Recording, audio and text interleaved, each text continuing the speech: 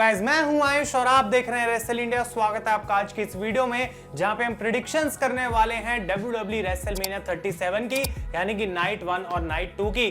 तो भाई इसको द ग्रेटेस्ट पेपर व्यू बोला जाता है पूरे साल में। क्या इस बार ऐसा है? मुझे नहीं पता। क्या 2021 का आपको लगता है रेसलमेनिया सबसे बढ़िया पेपर व्यू हो सकता है? अभी आई थिंक ये बोलना बहुत ज्यादा जल्दी हो जाएगा, लेकिन इससे पहले कि मैं आप लोगों को अपनी प्रेडिक्शंस बताऊं, आपको फटाफट से कमेंट्स में जाना है और दोनों नाइट्स की प्रेडिक्शंस मुझे नीचे बतानी है। मैं भी तो देखूं कि भाई आप लोग कितने ज्यादा अच्छी प्रेडिक्शंस कर सकते हैं। नाइट 1 से हम स्टार्ट करते हैं, फटाफट से प्रेडिक्शंस करेंगे गाइस सेथ रॉलिंस और सिजारो के मैच की। अब बहुत सारे लोग कह रहे हैं कि सेथ रॉलिंस को अच्छे से बुक नहीं करा जा रहा, उनको किसी बढ़िया स्टोरी लाइन में डालना चाहिए था, लेकिन आई थिंक ये बिल्कुल सही पॉइंट है कि सेथ रॉलिंस को सिजारो के साथ डाला गया है और इस स्टोरी लाइन में मुझे कोई इतना इशू नहीं है। सिर्फ इतना जरूर कह सकते हैं कि इसकी बिल्ड को थोड़ा और इंटरेस्टिंग बनाया जा सकता था, लेकिन अगर इस मैच की प्रेडिक्शन करनी हो तो मैं बोलूंगा भाई कि सिजारो को यहाँ पे जीतना चाहिए और यही वो विक्ट्री होगी गाइस कि अगर WWE सिजारो के करियर को आगे लेकर जाना चाहती है तो यहाँ पे उनका जीतना जरूरी है। सेथ रॉलिंस इतने बड़े सुपरस्टार हैं कि अगर वो यहाँ पे हार भी जाते हैं उसके बाद फिर से वो किसी बड़ी फ्यूड में चले जाएंगे, इतना फर्क नहीं पड़ेगा। लेकिन सिजारो के लिए रेसलमेनिया विक्ट्री काफी इंपॉर्टेंट होने वाली है और मैं उनको पिक करूंगा जीतने के लिए। अगले मैच की हम बात करते हैं तो यहाँ पे आते हैं the Miz and John Morrison against Damien priest and bad बनी। आखिर इतने समय बाद WWE ने फाइनली जो है इस मैच को एक टैग टीम मैच बना ही दिया, जो कि हम बहुत समय से जानते थे ऐसा होने वाला है। अब प्रेडिक्शंस यहाँ पे आई थिंक बहुत ही ज्यादा आसान है। कोई चांस नहीं है कि मिज और मॉरिसन इस मैच को जीत जाए। इतने समय से वो हैं जो पंगे ले रहे हैं बैड बनी के साथ, फाइनली उनको अपना रिवेंज मिलने वाला है और रेसलमेनिया में आई थिंक बैड बनी और डेमियन प्रीस्ट जीत जाएंगे। अब ये जो फ्यूड है ठीक ठाक सी थी, लेकिन कई लोग कह रहे हैं कि ब्रॉन स्ट्रोमन और शेन मैकमैन से ज्यादा इंटरेस्टिंग तो ये वाली फ्यूड हमें लग रही है। क्या आप भी उस पार्टी में आते हैं? मुझे डेफिनेटली कमेंट्स में बताएं, जानने में मैं इंटरेस्टेड हूं। नेक्स्ट मैच की हम बात करते हैं गाइस, तो ये होने वाला है एक multi tag team match number 1 contender के लिए, वुमेन्स टैग टीम टाइटल के लिए। नाइट 1 के मैचेस की हम बात कर रहे हैं और जो टीम इसके अंदर होने वाली है वो है लाना और Naomi, Tamina Snuka and Natalya, the Riott Squad, Mandy Rose and Dana Brooke और साथ के साथ कार्मेला और बिली के। तो इन सारी टीम में से आखिर कौन जीत सकता है? मैं दो नाम लूंगा यहाँ पे। एक हो सकती है नटालिया और टमीना और साथ के साथ दूसरी लाना और नयोमी।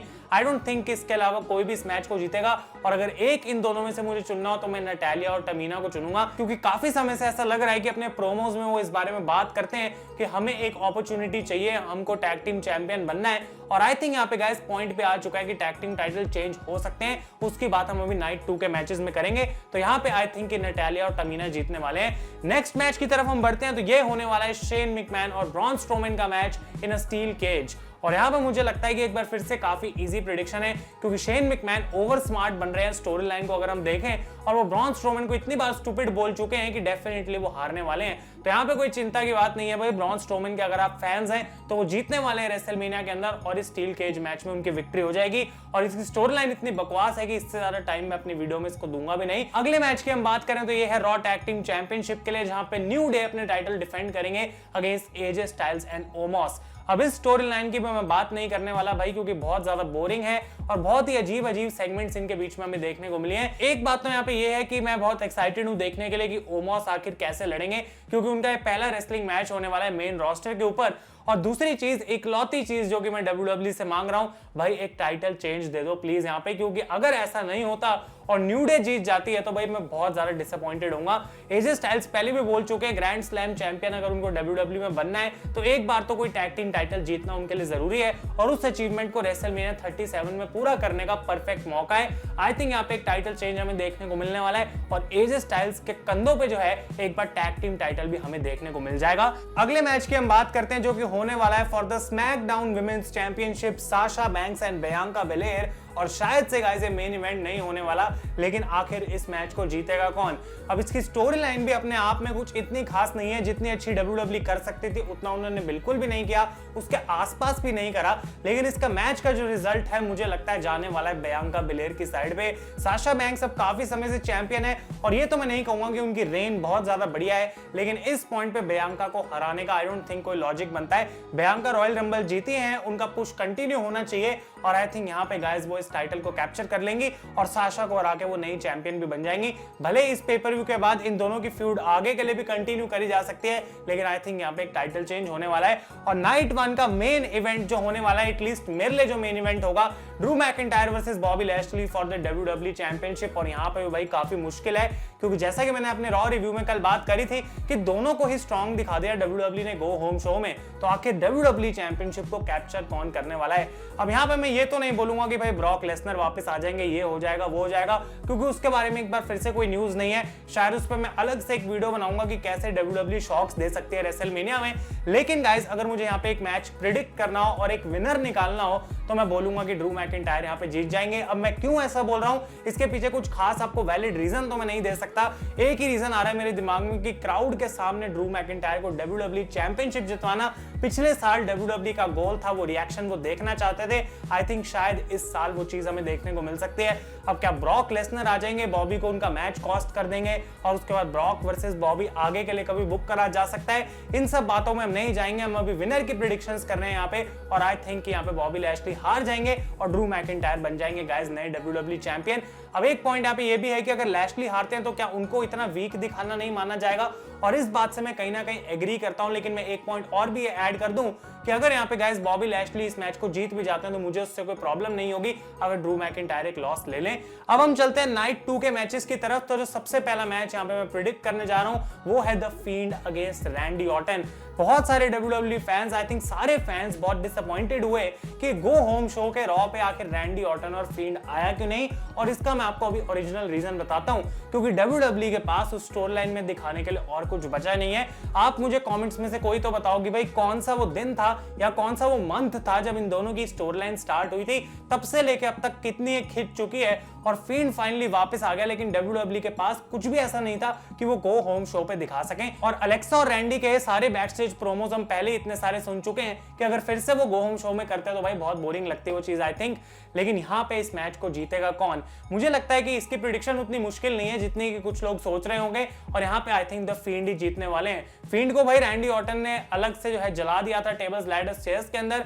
भले ही फील्ड का रिटर्न हुआ फास्ट लेन में, लेकिन वहां पे उनको कोई विक्ट्री नहीं मिली, जो कि एक ऐसी चीज है जो उनको चाहिए अभी ओवर रैंडी ऑर्टन। तो आई थिंक यहाँ पे अगर मुझे प्रेडिक्शन करनी हो तो मैं फील्ड को प्रेडिक्ट करूंगा जीतने के लिए, and I think he is going to win at WrestleMania. अगले मैच की हम बात करते हैं जो कि होने वाला है केविन ओवेंस और सैमी ज़ेन के बीच में, और यहाँ पे लोगन पॉल जो है वो रिंग साइड पे होंगे, स्पेशल गेस्ट होंगे वो सैमी के। अब आई थिंक यहाँ पे कुछ ना कुछ होने वाला है। सैमी को ऐसा लगेगा कि लोगन पॉल मेरी साइड है, लेकिन एट द एंड वो केविन ओवेंस का साथ दे देंगे और ओवेंस यहाँ पे सैमी को हरा देंगे। इसके अलावा मुझे कोई ऐसी चीज दिख नहीं रही, क्योंकि रेसलमेनिया के बाद लोगन पॉल तो WWE टीवी पर आएंगे नहीं, और आई डोंट थिंक कि केविन ओवेंस और सैमी ज़ेन को जो है इस पॉइंट पे WWE लॉन्ग टर्म में बुक कर रही है। तो दोनों में से कोई भी जीत जाए उतना यहाँ पे मुझे फर्क नहीं पड़ेगा, लेकिन मेरी प्रेडिक्शन रहेगी कि केविन ओवेंस यहाँ पे जीत जाएंगे। अगले मैच की हम बात करते हैं जो कि obviously women's tag team titles के लिए होगा। तो मैंने प्रेडिक्ट करा था Natalya and Tamina against Nia Jax and Shayna Baszler. अब कौन यहाँ पे जीत सकता है भाई, अगर सच बताऊं तो कोई मुझे खास फर्क पड़ता नहीं है, लेकिन एक टाइटल चेंज मैं देखना चाहूंगा। नाया और शेना इतने समय से चैंपियंस है और उन्होंने ऐसा तो कुछ उखाड़ नहीं लिया, तो क्यों ना एक बार फिर से किसी नई टीम पे ट्रायल डाला जाए। क्या नटालिया और तमीना उसके साथ कुछ कर पाएंगी? आई डोंट थिंक कि कुछ खास फर्क पड़ेगा, लेकिन अगर एक टाइटल चेंज होगा तो भाई उम्मीद तो हम लगा सकते हैं कि कुछ बेटर के लिए होगा। लेकिन यहाँ पे भी अगर मैं फिर से वही बात बोलूं, दोनों में से कोई भी जीते उतना फर्क ही नहीं पड़ेगा, और आई थिंक आप लोग इस बात से एग्री करेंगे। लेकिन मैं यहाँ पे एक टाइटल चेंज प्रेडिक्ट करूंगा। अगले मैच की हम बात करते हैं riddle against Sheamus for the United states championship, और यहाँ पे भी एक बार फिर से भाई ऐसी सिचुएशन आती है, कोई भी जीत जाए कुछ खास नहीं फर्क पड़ता। लेकिन इस बार मैं नहीं बोलूंगा कि यहाँ पे एक टाइटल चेंज होना चाहिए। रिडल के लिए एक बड़ा मैच है, शेमस के अगेंस्ट वो जा रहे हैं, उनका पहला मेजर टाइटल डिफेंस हम कह सकते हैं, और वो भी रेसलमेनिया में। आई थिंक यहाँ पे उनको ये मैच जीतना चाहिए। अब शेमस के लिए कई सारे लोग बोलेंगे कि उनको भी WWE इतने समय से लॉसेस दे रही है, तो क्या एक बार फिर से वो यहाँ पे हार जाएंगे? लेकिन मुझे लगता है अगर रिडल को एक ढंग का यूनाइटेड स्टेट्स चैंपियन बनाना है, थोड़ी सी तो उनको और रेन देनी जरूरी है, क्योंकि अभी तक जिनके अगेंस्ट उन्होंने टाइटल डिफेंड करा है वो कुछ खास हमें पता है कि नहीं हुआ। तो यहाँ पे जरूरी हो जाता है कि रिडल इस टाइटल को रिटेन करें, और शेमस यहाँ पे किसी भी तरीके से हार सकते हैं, डिस्क्वालीफाई भी करा सकते हैं खुद को, और उसके बाद ये फ्यूड इनके आगे के लिए कंटिन्यू करी जा सकती है। अगले मैच की हम बात करते हैं गाइस, तो यहाँ पे आता है big E against Apollo Crews for the intercontinental championship. और ये बात बहुत सारे लोग कह रहे हैं कि भाई सेम नाइट पे यूनाइटेड स्टेट्स और इंटरकॉन्टिनेंटल चैंपियनशिप का मैच क्यों है? तो इसका रीजन मेरे पास भी नहीं, पता नहीं क्यों ऐसा WWE ने करा है, लेकिन इस मैच की प्रिडिक्शन भी करनी काफी मुश्किल है क्योंकि स्टोरी लाइन को अगर हम देखें तो भाई बिग ई के ऊपर अपोलो क्रूज काफी ज्यादा भारी पड़े हुए हैं और आई थिंक यहाँ पे एक टाइटल चेंज होने की पॉसिबिलिटी है। तब भी बिग ई को काइंड ऑफ एक रिवेंज चाहिए अपोलो के अगेंस्ट, लेकिन मैं इतना जरूर बोलूंगा कि वो अपोलो को ऑलरेडी एक टाइटल मैच में हरा चुके हैं। तो अगर WWE यहाँ पे अपोलो के इस कैरेक्टर को और आगे लेकर जाना चाहती है तो आई थिंक उनको टाइटल देना इस पॉइंट पे एक सही चीज रहेगी।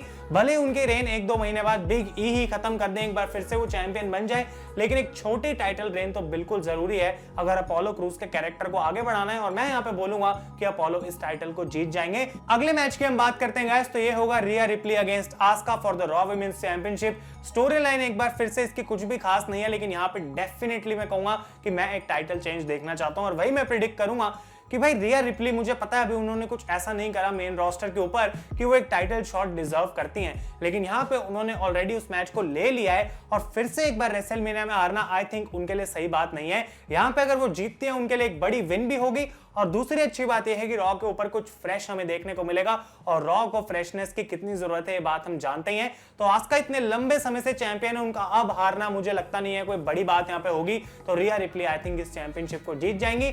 और फाइनली जो कि मैंने पहले भी बोला था भाई, पूरी रेसलमेनिया के लिए मेरे पास इस बार एक ही मेन इवेंट है और वो है यूनिवर्सल चैंपियनशिप के लिए Roman Reigns against Daniel Bryan against the Rated R Superstar Edge. भले इस मैच को कौन जीतेगा बहुत ज्यादा मुश्किल है यहाँ पे प्रेडिक्ट करना कौन जीतेगा, लेकिन एक बात मैं यहाँ पे कह सकता हूँ कि Daniel Bryan I don't think कि जीतने वाले हैं। अगर वो जीत जाते हैं तो बहुत बड़ा सरप्राइज होगा मेरे लिए पर्सनली और बहुत सारे आप लोगों के लिए भी, लेकिन यहाँ पे गाइस एज और रोमन रेंस के बीच में सब कुछ आ जाता है और एज अगर जीतते हैं तो मैं बहुत ज्यादा खुश होऊंगा देख के कि एक बार फिर से उन्होंने चैंपियनशिप को जीता है और WWE स्मैकडाउन के वो मेन सुपरस्टार बन सकते हैं।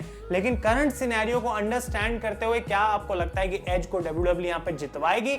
अगर उनको उनकी रेसलमेनिया मोमेंट देनी है तो वो जितवा सकते हैं। और एक बात मैं क्लियर कर दूं कि मुझे कोई दिक्कत नहीं है इन तीनों में से कोई भी इस मैच को जीत जाए, लेकिन मेरी प्रेडिक्शन रहेगी कि यहाँ पे रोमन रेंस इस मैच को जीतेंगे और रिटेन कर लेंगे द यूनिवर्सल चैंपियनशिप।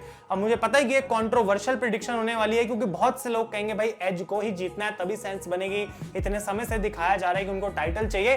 और फिर से मैं रिपीट करूंगा कि अगर वो जीत जाए मुझे कोई प्रॉब्लम नहीं है, लेकिन मैं वो प्रिडिक्ट कर रहा हूं कि जो मुझे लगता है WWE करने वाली है और आई थिंक किसी ना किसी तरीके से, अब वो तरीका क्या होता है, रोमन रेंस यहां पे इस मैच को जीत जाएंगे, रिटेन कर लेंगे। और एक बात लास्ट चीज जो मैं इस वीडियो में बोलना चाहूंगा वो ये है कि अगर रोमन रेंस इस मैच को हारते हैं तो वो क्लीन तो पिन होने वाले हैं नहीं, या तो डैनियल ब्रायन को पिन करा जाएगा और रोमन रेंस यहां पे टाइटल अपना हार जाएंगे और वो पिन भी नहीं होंगे, तो एज और रोमन की वहां से फ्यूड कंटिन्यू हो सकती है। और जो एज को 1-on-1 मैच चाहिए था रोमन के अगेंस्ट, अब वो उनको लड़ना ही पड़ेगा। और दूसरी चीज जो कि हम यहाँ पे एक बार फिर से फैंटेसी बुकिंग कर सकते हैं कि ब्रॉक लेसनर या कोई ऐसा बंदा वापस आ जाए जो रोमन रेंस को टेक आउट कर सके और साथ के साथ एज को जीतने में मदद भी कर सके।